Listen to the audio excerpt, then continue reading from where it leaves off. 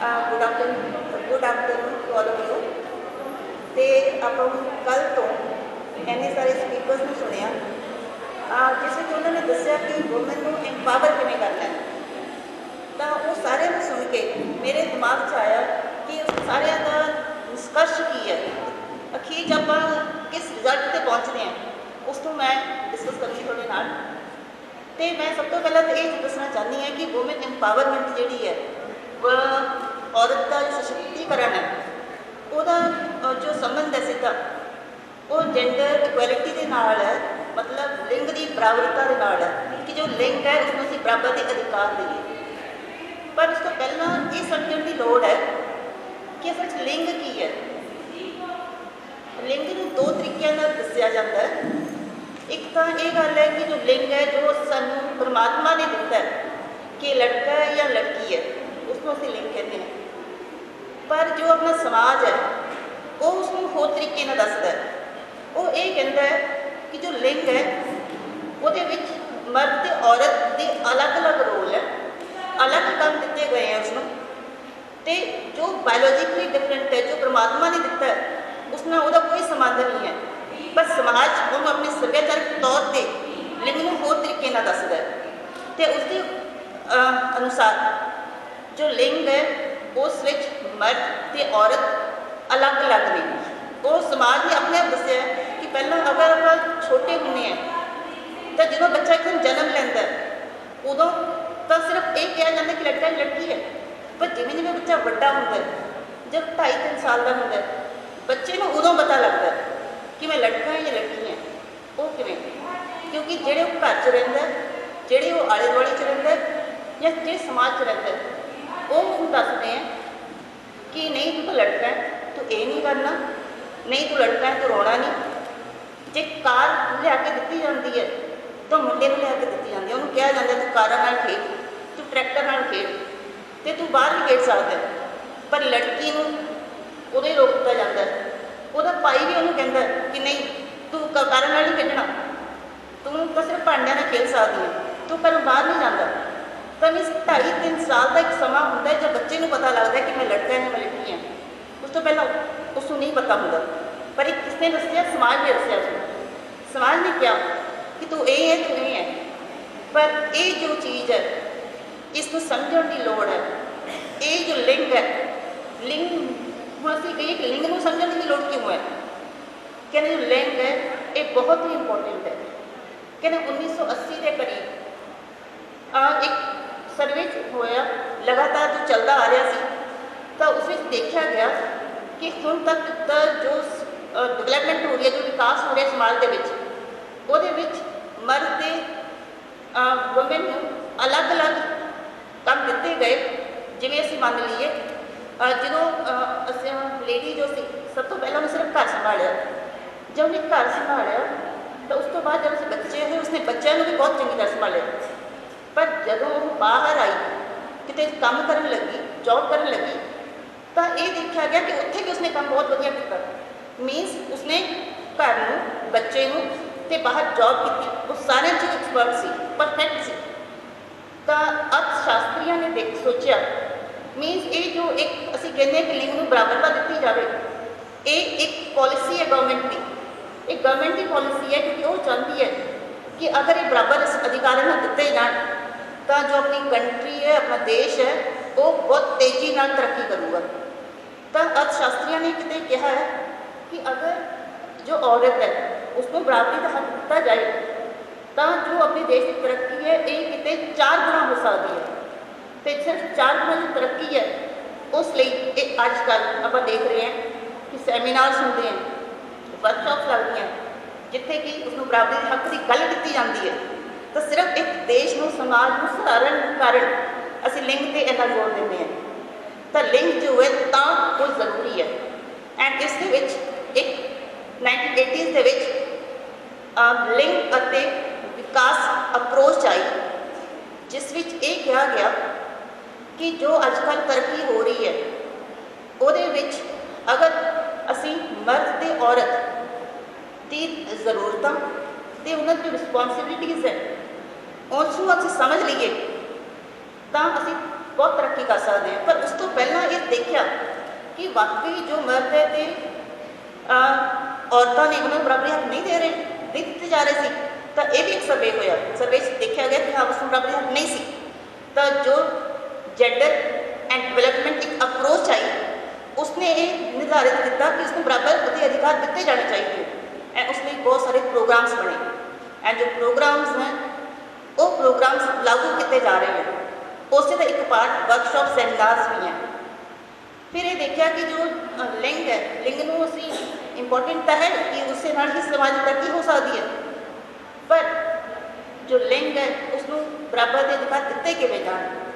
तो वो लिए जरूरी सी कि मर्द और औरत आपस में एक दूजे को समझण। पहला अगर वो एक दूजे को समझ लेंगे हैं, अपनी ज़रूरत अपनी रिस्पॉन्सिबिलिटीज़ आपस में समझते हैं, तो वो अगे चल सकते हैं, तो असीं किते जाके वो इक्वैलिटी तो वो एम्पावरमेंट की गल कर सकते हैं।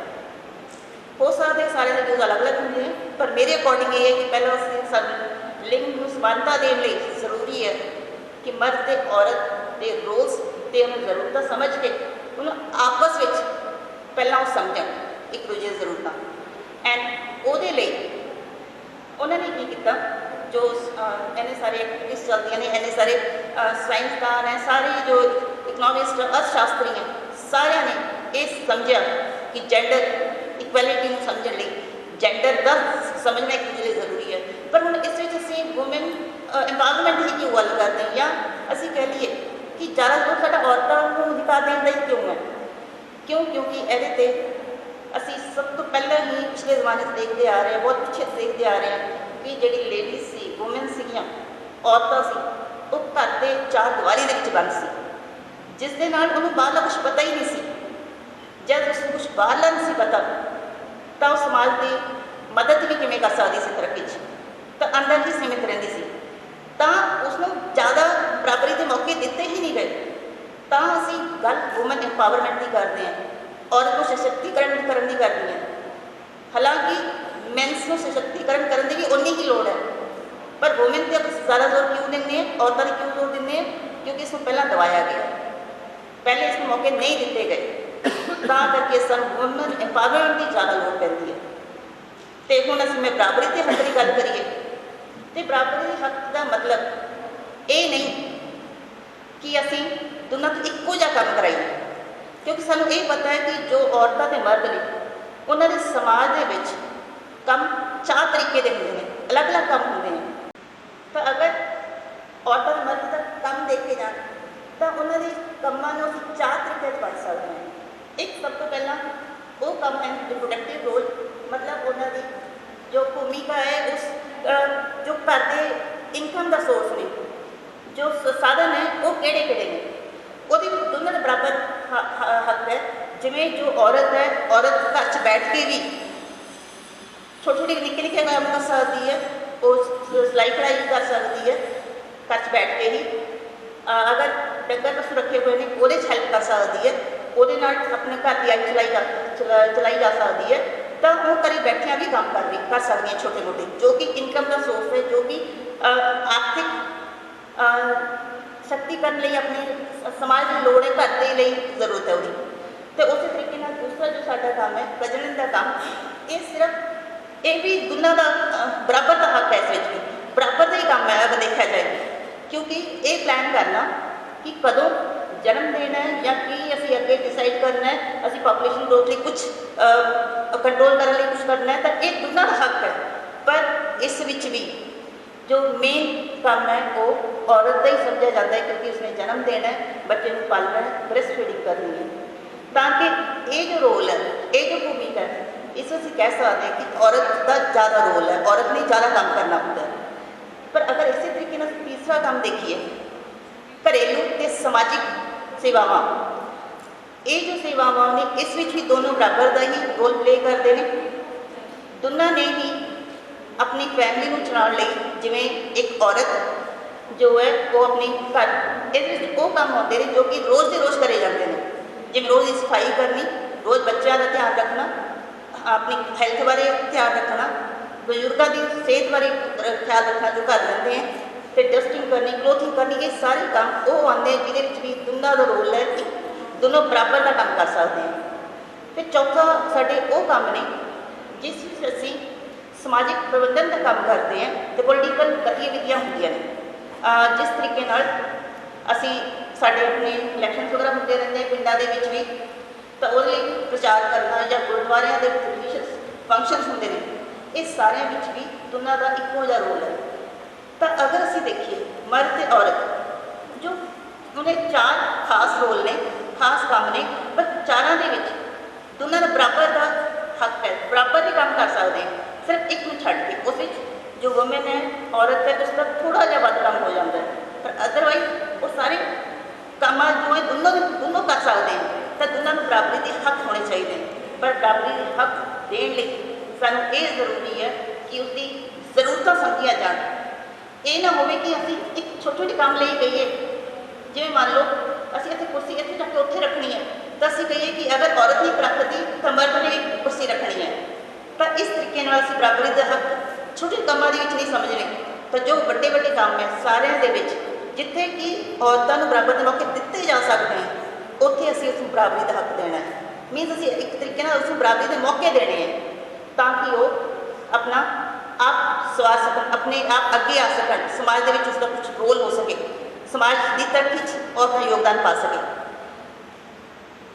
तो इसलिए पर मैं इसलिए ये समझती हैं कि यह मतलब सानू जेंडर सेंसिटाइजेशन करने की मीनस लिंग को एक दूजे के प्रति संवेदनशील करने की जरूरत है ताकि एक दूजे का रोल समझन तो समाज की तरक्की होर भी सौखी हो सके जो कि एक अर्थशास्त्री कहते हैं कि अगर 4 गुना बढ़ सकती है तो उस लिए अगर एक मर्दों को भी पता हो वुमेन्स को भी पता हो कि इस तरीके ना हो सकता है तो जरूरी है कि वो भी बराबर बैठ के सुन रहे होंगे थे ताकि असी दोनों को सेंसिटाइज कर सकते दोनों को पागल कर सकते तो इसलिए पर असी सेंसिटाइज जो करते हैं या उसको संवेदनशील करना है असी लिंग को किस तरीके ना कर सकते हैं उस लिए अलग अलग तरीके ने जिस तरह असी कह लिए वर्कशॉप्स हो गई सैमीनार्स हो गए पर इस विचों सब तो इंपोर्टेंट जोड़ा सब तो जरूरी जोड़ा वो अपने घर को शुरू होता है क्योंकि जब असी घर एक बच्चा अपने को होंगे तो उत्थे आप भी कहना शुरू कर देंगे हैं अगर बेटा है तो नहीं बेटे रोना नहीं है बच्चा बेटे रोंदे नहीं होंगे तो बेटियां वांगू रोना है तो इस तरीके नाल साडा जो पेरेंट्स हैं पेरेंट्स का सब तो मुख्य रोल है बच्चे को बराबरी के हक देने ताकि छोटा होंदा ही समझे कि लड़का लड़की कोई फर्क नहीं है असी दोनों इक्को जे हैं। उस तो बाद जो है टीचर्स वो बहुत बड़ा रोल प्ले करते हैं टीचर्स दसते हैं कि असी एज अ टीचर्स क्लास ना कहिए कि लड़का या लड़की कोई फर्क है जिस तरीके ना एक दिन मैं क्लास पूछा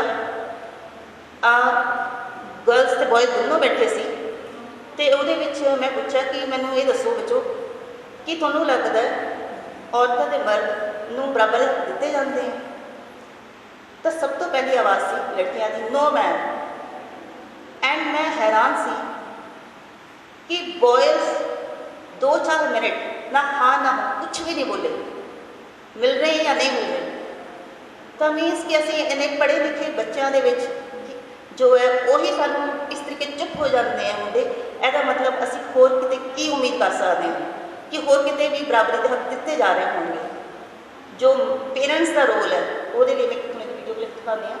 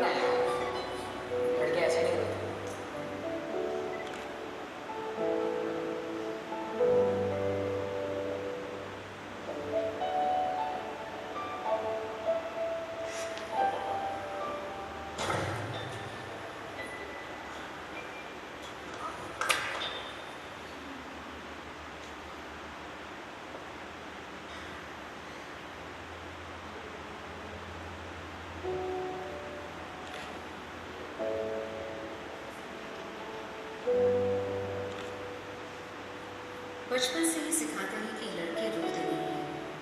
शायद बेहतर होगा अगर हम सिखाएं कि लड़के ओ लो लो लो लो, लड़के नहीं रोते। बैठो बैठो, लड़के रोते नहीं। Stop crying, Rohan. Are you a girl? Boys don't cry. Okay? Are you a girl? Why are you crying? Don't behave like a girl. चलो, Boys don't cry. लड़के रोते नहीं। मैंने बोला ना, लड़के नहीं रोते हैं। लड़के रोते नहीं है। ए, लड़के रोते नहीं हैं। लड़के रोते नहीं हैं। Well done, well done. अरे, लड़के नहीं रोते यार। ओ देवदास, छोड़ ना यार, लड़के ऐसे नहीं रोते।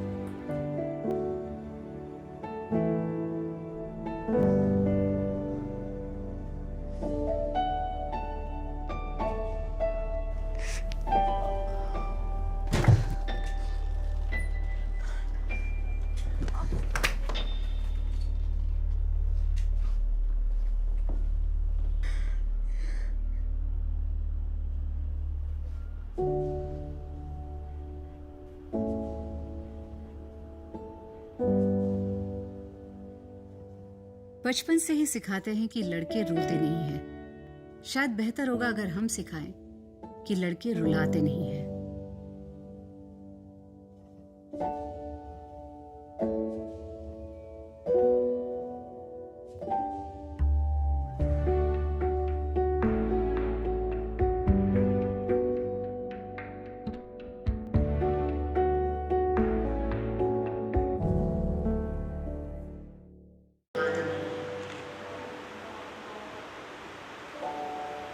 ਤਾਂ ਇਹਦਾ ਮਤਲਬ ਸਭ ਤੋਂ ਪਹਿਲਾਂ ਜੋ ਪੇਰੈਂਟਸ ਦੀ ਜ਼ਿੰਮੇਵਾਰ ਨੇ ਉਸਨੂੰ ਉਹਨਾਂ ਨੂੰ ਬਰਾਬਰ ਹੱਕ ਨਾ ਦਿਲਾਉਣ ਦੇ ਵਿੱਚ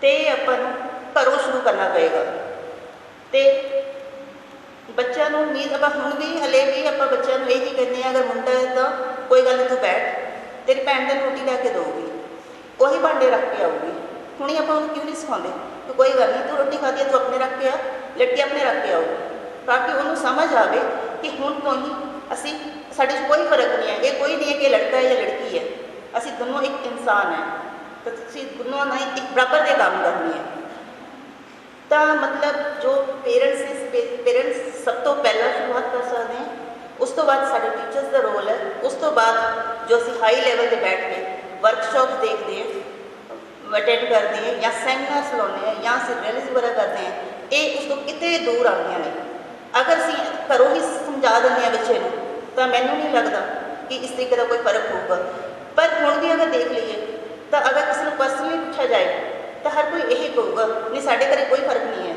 ਸਾਡੇ मम्मी, ये देखो।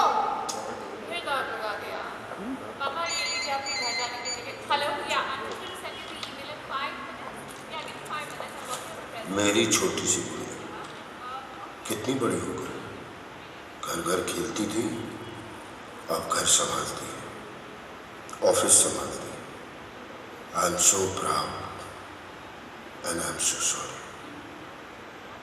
सॉरी कि ये सब तुम्हें अकेले करना पड़ता है सॉरी कि जब तुम घर घर खेलती थी तो मैंने तुम्हें रोका नहीं ये नहीं कहा कि ये सिर्फ तुम्हारा काम नहीं तुम्हारे हस्बैंड का भी पर कहता भी कैसे है मैंने भी तो कभी तुम्हारी मम्मी की हेल्प नहीं की और तुमने जो देखा वही सीखा तुम्हारे हस्बैंड ने भी बचपन में यही देखा होगा घर घर खेलते वक्त वो टीवी देखने की या न्यूज़पेपर पढ़ने की एक्टिंग करता होगा और तुम जैसी कोई छोटी सी लड़की चाय बनाने की एक्टिंग करती होगी उसके डैड की तरफ से सॉरी तुम्हारे डैड की तरफ से सॉरी और हर उस डैड की तरफ से सॉरी जिसने कई कई सालों से गलत एग्जाम्पल सेट किया है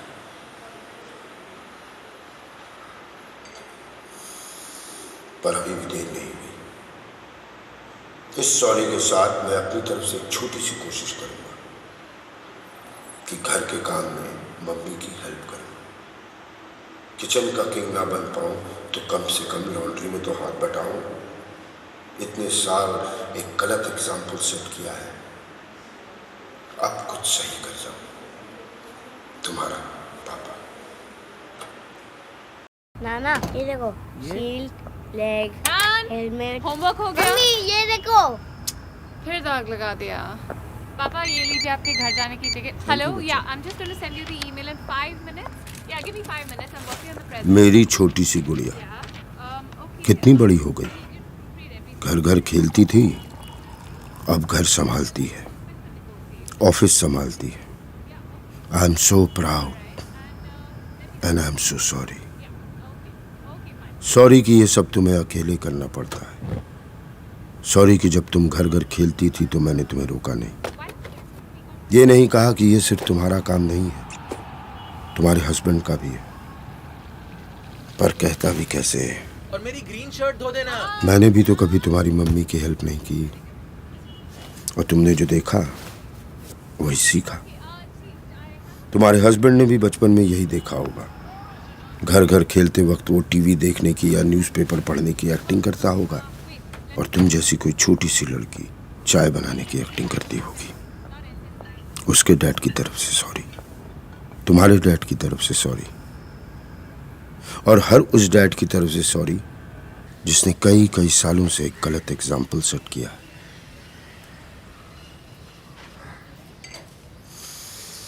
पर अभी भी देर नहीं हुई।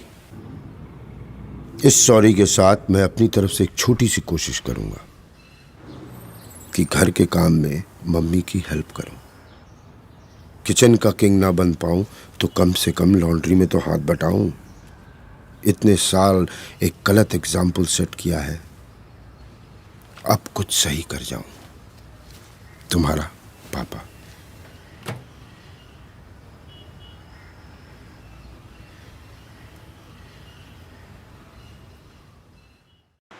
तो मैंने लगता इस तरीके ਨਾਲ ਵੀਡੀਓਜ਼ ਐਡ ਸੋਸ਼ਲ ਮੀਡੀਆ ਜੋ ਹੈ ਵਧੀਆ ਇੱਕ ਰੋਲ ਪਲੇ ਕਰ ਸਕਦਾ ਹੈ, ਤਾਂ ਕਿ ਹੁਣ ਵੀ ਬਰਾਬਰੀ ਦੇ ਕੁਝ ਹੱਦ ਤੱਕ ਹੱਕ ਦਿੱਤੇ ਜਾ ਸਕਦੇ, ਦਵਾਏ ਜਾ ਸਕਦੇ ਹਨ। ਤੇ ਅਗਰ ਮੈਂ ਇੱਕ ਛੋਟਾ ਜਿਹਾ ਐਗਜ਼ਾਮਪਲ ਇੰਸੀਡੈਂਟ ਦੱਸਾਂ, ਮੇਰੇ ਸਾਡੇ ਰਿਲੇਸ਼ਨ 'ਚੋਂ ਹੀ ਹੈ, ਦੋ ਸਿਸਟਰਸ ਹੈ, ਉਹਨਾਂ ਕੋਈ ਬ੍ਰਦਰ ਨਹੀਂ ਸੀ। ਤੇ ਜਦੋਂ ਮੇਰੇ ਫਾਦਰ ਦੀ ਡੈਥ ਹੋਈ, 10 ਸਾਲ ਹੋ ਗਏ ਅੱਜ ਡੈਥ ਹੋਈ, ਤਾਂ ਉਹਨਾਂ ਨੇ ਕਿਹਾ ਕਿ ਅਸੀਂ ਆਪਣੇ ਪਿਤਾ ਜੀ ਨੂੰ ਦੀ ਅਰਥੀ ਨੂੰ ਮੋਢਾ ਦੇਣਾ ਹੈ। ਤਾਂ ਉਹਨਾਂ ਦੇ ਪਿੰਡ ਵਾਲਿਆਂ ਨੇ ਕਿਹਾ ਕਿ ਨਹੀਂ, ਸਾਡੇ ਰੀਤ ਨਹੀਂ ਹੈਗੀ, ਜਵਾਈ ਤਾਂ ਦੇ ਸਕਦੇ ਹਾਂ, ਕੁੜੀਆਂ ਮੋਢਾ ਨਹੀਂ ਦੇ ਸਕਦੀਆਂ ਬਿਲਕੁਲ ਨੂੰ। ਪਰ ਉਹਨਾਂ ਦੇ ਜੋ ਫਾਦਰ ਇਨ ਲॉ ਸੀ, ਉਹਨਾਂ ਦੇ ਸੰਸਕਾਰ ਇੰਨੇ ਅੱਛੇ ਸੀ ਕਿ ਉਹਨਾਂ ਨੇ ਇਹਨੂੰ ਕਿਹਾ ਕਿ ਨਹੀਂ, ਮੇਰੀ ਨੂੰਹਾਂ ਜੋ ਹੈ ਉਹ ਮੋਢਾ ਦੇਣਗੀਆਂ। ਅਤੇ ਉਹਨਾਂ ਨੇ ਮੋਢਾ ਦਿੱਤਾ, ਅਤੇ ਉਹਨਾਂ ਨੇ ਅਗਨੀ ਵੀ ਉਹਨਾਂ ਨੇ ਦਿੱਤੀ। ਮਤਲਬ ਕਿ ਜੋ ਸਮਾਜ ਦੇ ਵਿੱਚ ਲਿੰਗ ਨੂੰ ਬਰਾਬਰ ਦੇ ਹੱਕ ਦੇਣ ਦੀ ਗੱਲ ਹੈ, ਇੱਕ ਜੋ ਕੁਝ ਪਰਿਵਾਰਾਂ ਵਿੱਚ ਤਾਂ ਹੋ ਹੀ ਰਿਹਾ ਗਾ, ਅਤੇ ਬਾਕੀ ਆਪਾਂ ਆਪਣੇ ਪਰਿਵਾਰਾਂ ਨੂੰ ਵਧੀਆ ਸੰਸਕਾਰ ਦੇ ਰਹੇ, ਵਧੀਆ ਦੱਸ ਰਹੇ ਉਹਨਾਂ ਨੂੰ ਕਿ ਤੁਸੀਂ ਬਰਾਬਰ ਹੋ, ਤਾਂ ਇਹ ਵੀ ਹੌਲੀ ਹੌਲੀ 10-15 ਸਾਲਾਂ ਦੇ ਵਿੱਚ ਇੱਕਦਮ ਬਦਲ ਜਾਏਗਾ। ਪਰ ਇਹਦੇ ਵਿੱਚ ਅਸੀਂ ਜਦੋਂ ਵੂਮਨ ਐਮਪਾਵਰਮੈਂਟ ਦੀ ਗੱਲ ਕਰਦੇ ਹਾਂ, ਤਾਂ ਮੇਰੇ ਖਿਆਲ 'ਚ ਇਸ ਵਿੱਚ ਵੂਮਨਸ ਐਮਪਾਵਰਮੈਂਟ ਵੀ ਹੋਣੀ ਚਾਹੀਦੀ ਹੈ, ਜਾਂ ਇਹ ਜੋ ਸੈਮੀਨਾਰਸ ਹੈ ਇਸ ਦੇ ਵਿੱਚ ਦੋਨਾਂ ਨੂੰ ਬਰਾਬਰ ਸੁਣਾਏ ਜਾਣੇ ਚਾਹੀਦੇ ਹਨ। ਪਰ ਅਸੀਂ ਵੂਮਨ ਨੂੰ ਤਾਂ ਜ਼ਿਆਦਾ ਕਰਦੇ ਹਾਂ ਕਿਉਂਕਿ ਉਹ ਪਹਿਲਾਂ ਤੋਂ ਵਿਚਾਰੀਆਂ ਦਬੀਆਂ ਰਹੀਆਂ ਇੰਨੀ ਦੇਰ, ਅਤੇ ਹੁਣ ਅਗਰ ਉਹ ਬਾਹਰ ਨਿਕਲੀਆਂ ਨੇ ਤਾਂ ਉਹ ਕੁਛ ਕਰ ਸਕਣ।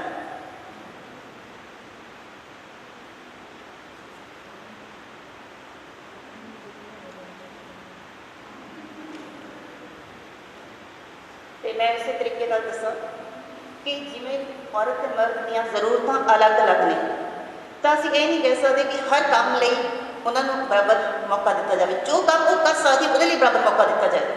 ਜਿਵੇਂ ਅਸੀਂ ਮੰਨ ਲਓ ਆਹ ਸਾਡੇ ਕੋਲੇ ਆਹ ਜਾਨਵਰ ਹੈ, ਇਹ ਹਾਥੀ, ਬਾਂਦਰ ਵਗੈਰਾ, ਅਗਰ ਸਾਰਿਆਂ ਨੂੰ ਕਿਹਾ ਜਾਏ ਕਿ ਤੁਸੀਂ ਦਰੱਖਤ 'ਤੇ ਚੜ੍ਹਨਾ ਹੈ, ਤਾਂ ਦਰੱਖਤ 'ਤੇ ਹਾਥੀ ਨਹੀਂ ਚੜ੍ਹ ਸਕਦਾ। ਤਾਂ ਇਸ ਤਰੀਕੇ ਨਾਲ ਹਰ ਕੰਮ ਲਈ ਅਸੀਂ ਇਹ ਨਹੀਂ ਕਹਿ ਸਕਦੇ ਕਿ ਔਰਤ ਅਤੇ ਮਰਦ ਨੂੰ ਬਰਾਬਰ ਦਾ ਕੰਮ ਦਿੱਤਾ ਜਾਏ। ਮੌਕਿਆਂ ਦੇ ਅਨੁਸਾਰ ਉਹਨਾਂ ਨੂੰ ਕੰਮ ਦੇਣ ਦੀ ਲੋੜ ਹੈ। ਅਤੇ ਮੈਂ ਕਹਿ ਸਕਦੀ ਹਾਂ ਇਸੇ ਤਰੀਕੇ ਨਾਲ, ਅਗਰ ਇੱਕ ਮੈਂ ਛੋਟੀ ਜਿਹੀ ਤੁਹਾਨੂੰ ਕਹਾਣੀ ਦੱਸਾਂ, I cannot operate in this child, ਮਤਲਬ ਮੈਂ ਇਸ ਬੱਚੇ ਦਾ ਆਪਰੇਸ਼ਨ ਨਹੀਂ ਕਰ ਸਕਦਾ, ਠੀਕ। ਤੇ ਇਹਦੇ ਵਿੱਚ ਕੀ ਹੈ ਕਿ ਇੱਕ ਦੀਪਕ ਨਾਮ ਇੱਕ ਦੀਪਕ ਹੈ, ਇੱਕ ਉਸਦਾ ਬੇਟਾ ਹੈ ਅਰਜੁਨ, ਤੇ ਉਹ ਕਾਰ 'ਤੇ ਜਾ ਰਹੇ ਹੁੰਦੇ ਆ। ਤੇ ਜਾਂ ਕਾਰ 'ਤੇ ਜਾ ਰਹੇ ਹੁੰਦੇ ਆ, ਅੱਗੇ ਐਕਸੀਡੈਂਟ ਹੋ ਜਾਂਦਾ ਇੱਕਦਮ। ਐਕਸੀਡੈਂਟ ਹੋਣ ਤੋਂ ਬਾਅਦ ਦੀਪਕ ਜੋ ਲੜਕੇ ਦਾ ਫਾਦਰ ਹੈ ਉਸ ਦੀ ਡੈਥ ਹੋ ਜਾਂਦੀ ਹੈ, ਉਹ ਮਰ ਜਾਂਦਾ ਹੈ। ਠੀਕ ਹੈ, ਲੜਕਾ ਲਹੂ ਲਹਾਨ ਹੁੰਦਾ ਹੈ ਤਾਂ ਉਹਨੂੰ ਫਟਾਫਟ ਜਿਹੜਾ ਵੀ ਨੇੜੇ ਹਸਪੀਟਲ ਹੁੰਦਾ ਉੱਥੇ ਲਿਜਾਇਆ ਜਾਂਦਾ ਹੈ। ਜਦ ਉੱਥੇ ਉਹਨੂੰ ਲੈ ਕੇ ਜਾਂਦੇ ਹੈ ਤਾਂ ਉੱਥੇ ਫਟਾਫਟ ਉਹਨੂੰ ਐਮਰਜੈਂਸੀ 'ਚ ਲੈ ਜਾਂਦੇ ਹੈ। ਉੱਥੇ ਜੋ ਸਰਜਨ ਡਾਕਟਰ ਡਿਊਟੀ ਹੁੰਦਾ ਹੈ ਉਹ ਬੱਚੇ ਨੂੰ ਦੇਖਦਾ ਹੈ, ਬੱਚੇ ਨੂੰ ਦੇਖ ਕੇ ਕਿਹਾ ਉਸਨੇ ਹੀ ਇਜ਼ ਮਾਈ ਸਨ, ਇਹ ਮੇਰਾ ਪੁੱਤਰ ਹੈ, I cannot operate on this child. ਤਾਂ ਇਹ ਕਿਉਂ ਕਿਹਾ ਹੋਊਗਾ, ਤੁਹਾਨੂੰ ਕੀ ਲੱਗਦਾ? ਉਸਨੇ ਇਹ ਕਿਉਂ ਕਿਹਾ ਸਰਜਨ ਨੇ I cannot operate on this child? I cannot operate on this child ਦਾ ਮਤਲਬ ਕੀ ਹੈ ਉਹ ਮੈਂ ਤੁਹਾਨੂੰ ਪਹਿਲਾਂ ਦੱਸ ਚੁੱਕੀ ਹਾਂ। ਤਾਂ ਕਿਉਂ ਕਿਹਾ ਹੋਊਗਾ, ਤੁਹਾਨੂੰ ਕੀ ਲੱਗਦਾ? ਦੀਪਕ ਤੇ ਉਹਦਾ ਮੁੰਡਾ ਕਾਰ 'ਚ ਜਾ ਰਹੇ ਸੀ, ਉਹਦਾ ਮੁੰਡਾ ਕਾਰ 'ਚ ਜਾ ਰਹੇ ਸੀ, ਐਕਸੀਡੈਂਟ ਹੋ ਜਾਂਦਾ ਹੈ ਤਾਂ ਮੁੰਡੇ ਨੂੰ ਹਸਪੀਟਲ ਲਿਜਾਇਆ ਜਾਂਦਾ ਹੈ। ਪਰ ਉੱਥੇ ਜੋ ਵੀ ਸਰਜਨ ਔਨ ਡਿਊਟੀ ਸੀ ਉਸਨੇ ਕਿਹਾ he is my son, I cannot operate on this child. ਕਿਉਂ ਕਿਹਾ ਹੋਊਗਾ ਉਸਨੇ? ਤੁਹਾਨੂੰ ਕੀ ਜਵਾਬ ਲੱਗਦਾ ਇਸ ਦਾ? ਕੋਈ ਵੀ ਇੱਕ ਇਹ ਹੋ ਸਕਦਾ ਕਿ ਜੋ ਪਹਿਲਾਂ ਸੀ ਉਸਦਾ ਉਹ ਅਡਾਪਟਡ ਸਨ ਹੋਵੇ, ਉਹਦਾ ਗੋਦ ਲਿਆ ਹੋਵੇ ਬੱਚਾ, ਜਾਂ ਹੋ ਸਕਦਾ ਜੋ ਸਰਜਨ ਹੈ ਉਸਦਾ ਕੋਲ। ਤੁਸੀਂ ਕੀ ਕਹਿ ਸਕਦੇ ਹੋ? ਤੁਹਾਡਾ ਕੀ ਜਵਾਬ ਹੈ ਇਸ ਬਾਰੇ?